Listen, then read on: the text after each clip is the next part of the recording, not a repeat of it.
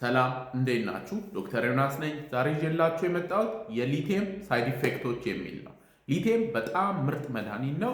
ለባይፖላር ህመም ነው በዋናነት የምንጠቀመው። ከዛ በተጓዳኝ ግን ለስኪዞ አፌክቲቭ ህመም፣ ለዲፕሬሽን ይሰጣል፣ ለሌሎች ህመሞችም ይሰጣል። በጣም ቆንጆ መድኃኒት ነው።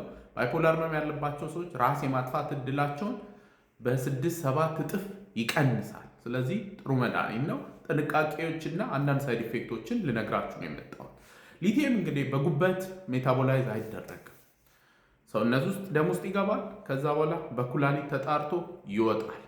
ዋናው ቁልፍ ነገር ጉበት ላይ ምንም ግንኙነት የለውም፣ ኩላሊት ነው። ስለዚህ የኩላሊትን አሰራር የሚያዛቡ መድኃኒቶች፣ ሁኔታዎች ካሉ ጥንቃቄ ይፈልጋል ማለት ነው። ለምሳሌ ሽንት የሚያሸኙ መድኃኒቶች አሉ፣ ዳዩሬቲክስ እንላቸዋለን።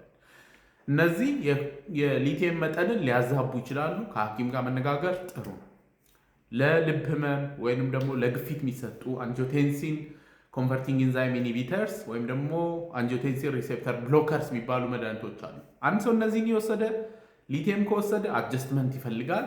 ወይ ሊቲየሙን መተው ነው ወይ እነዛን መተው። ከዛ ባሻገር ለህመም ማስታገሻ ተብሎ አይቦፕሮፌን፣ ዳይክሎፌናክ፣ ኢንዶሜታሲን የምትወስዱ እነዚህም ኩላሊት ላይ ተጽዕኖ ያመጣሉ። ስለዚህ የሊቲየም መጠንን ሊያዛቡ ይችላሉ። ከሐኪማችሁ ጋር ተመካከሩ። ከዛ ባሻገር እንግዲህ የሊቲየም ሳይድ ኢፌክት አንደኛው ውሃ በጣም ያስጠጣል፣ ሰዎችን ሽንት በጣም ያሸናቸዋል። ይሄ ነገር ኤክሰሲቭ ከሆነ ከሐኪም ጋር መመካከር ነው። መፍትሄዎች አሉት እና በረጅም ጊዜ ሂደት ኩላሊት ላይ ተጽዕኖ ሊያመጣ ይችላል። ስለዚህ በየጊዜው የኩላሊትን አሰራር ቼክ ማድረግ ግዴታ ነው። ሌላኛው የታይሮይድ ሆርሞን ላይ ኢንፍሉዌንስ ሊኖረው ይችላል። እሱንም በየጊዜው ቼክ ማድረግ በ3 ወር በ6 ወር አንዴ ቼክ ማድረግ ያስፈልጋል። ዋናዎቹ እነዚህ ናቸው። ከዛ ደግሞ የተለያየ ሰዎች ላይ ምን አይነት ተጽዕኖ አለው የሚለውን እናያለን። መጀመሪያ ታዳጊዎች ላይ ሊቲየም ምንም ችግር የለውም። ልክ እንደ አዋቂ ሰው ሊወስዱት ይችላሉ። ትንሽ ማይነር ጥንቃቄ የምናደርገው ምንድን ነው? ሊቲየም ታዳጊዎች ላይ ብጉር ምናምን ነገር እንዲበዛ ሊያደርግ ይችላል። ታዳጊዎች ደግሞ ፊታቸው ላይ ብጉር ሲወጣ ምናምን ይደብራቸዋል። እሷን ዲስከስ ማድረግ ጥሩ ነው የሚሆነው።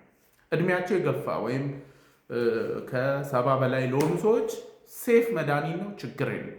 ግን እድሜ ሲገፋ ሌሎች መድኃኒት የመውሰድ ሰዎች እድላቸው ይጨምራል። ከ70 በላይ የሆኑ ሰዎች በአማካይ 4 እና 5 መድኃኒት ይወስዳሉ። ከዛ ውስጥ የልብ መድኃኒት፣ የግፊት ምናምን መድኃኒቶች ቅድም የነገርኳችሁ ካሉ እሷን ጥንቃቄ ማድረግ ያስፈልጋል። ኢንጀነራል ሰዎች እድሜያቸው ሲገፋ መድኃኒት መጠኖችን ቀነስ ማድረግ ያስፈልጋል። ከዛ በተረፈ ሴፍ ነው፣ ችግር የለው። እርግዝናን በሚመለከት ሴቶች አርግዘው የመጀመሪያ 3 ወር ላይ ሊቲየም መውሰድ የለባቸው። ስለዚህ ባይፖላር ህመም ካለ፣ ስኪዞ አፌክቲቭ ዲስኦርደር ካለ ከሊቲየም ይልቅ ሌሎች የተሻሉ መድኃኒቶች አሉ በእርግዝና ወቅት የሚወሰዱ። ከሐኪም ጋር ተመካክሮ እሷን አጀስት ማድረግ ያስፈልጋል። የመጀመሪያው 3 ወር ካለፈ በኋላ ግን ጽንሱ ላይ ምንም ኢፌክት ስለሌለው ሊወስዱት ይችላሉ። ግን ጥንቃቄ የሚያስፈልገው ምንድን ነው? በእርግዝና ወቅት ሴቶች በቃ ሰውነታቸው ውስጥ ብዙ ፈሳሽ ይኖራል። የእንሽርት ውሃው አለ፣ ማዕፀናቸው ከፍ ይላል፣ እግር ማበጥ አለ ወዘተ። ስለዚህ ጥንቃቄ ይፈልጋል። ከዛ ደግሞ ልክ ሲወልዱ ደግሞ በጣም ብዙ ፈሳሽ ነው ከሰውነታቸው የሚወጣው አይደለም፣ ደም አለ ምናምን በወሊድ ወቅት። ከዛ አጠቃላይ የእንሽርት ውሃም ሲፈስ ምን ሲል የደም መጠናቸው ፈሳሽ መጠኑ ዝቅ ስለሚል ሊቲየሙ ቶክሲክ እንዳይሆን በግማሽ መቀነስ ያስፈልጋል ከወሊድ በኋላ ማለት ነው። ይህችን ጥንቃቄ ከሐኪማችሁ ጋር ሄዶ መነጋገር ያስፈልጋል። ሊቲየም በአጠቃላይ በጣም ምርጥ መድኃኒት ነው። ጥንቃቄ ይፈልጋል። በየ3 ወሩ በየ6 ወሩ የታይሮይድ የኩላሊት የሊቲየም መጠን ቼክ ማድረግ አለባችሁ። ለዛሬ እንግዲህ ይዤላችሁ የመጣሁት ይህንን ይመስላል። ሁልጊዜ እንደምለው ያለ አእምሮ ጤና የለም። ደህና ሁኑ።